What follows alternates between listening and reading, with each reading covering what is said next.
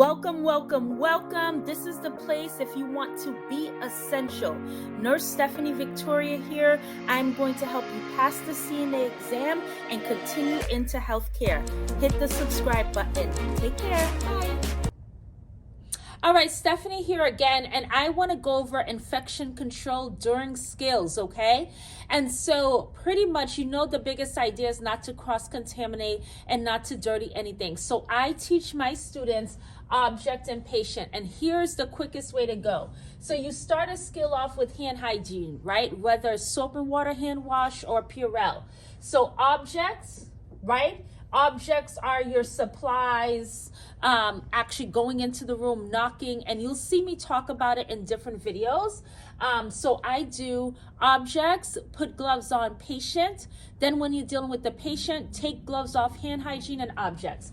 So here are remember I said I'm not an artist. Here are your microbes, your germs. That was my best with the little Ghostbuster red. I probably dated myself, right? So you don't want anything to do with that. Objects, put gloves on, deal with patient, right? There's your patient who's happy there, doesn't want to get MRSA or VRE or anything. Then you're dealing with patient, take gloves off, hand hygiene,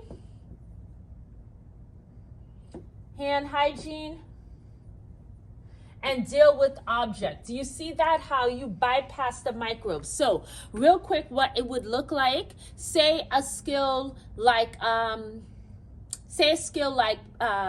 catheter care. You would hand hygiene, you would gather your supplies. All of this falls under objects, right? So under objects, you have, if we pick a different color here, under objects, you have supplies, okay? You would open the door, okay? Close privacy curtain. I'm just gonna put curtain. You would introduce yourself, set up. And then what I teach students is that when they look for the two patient identifiers, to not touch the patient.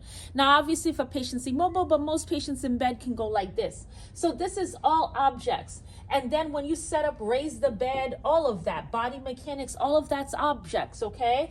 Then you would put your gloves on, all right? And then begin the catheter care with the patient. When you're done with the patient, not done with the skill, but done with the patient, you can't go touch side rails and everything like that.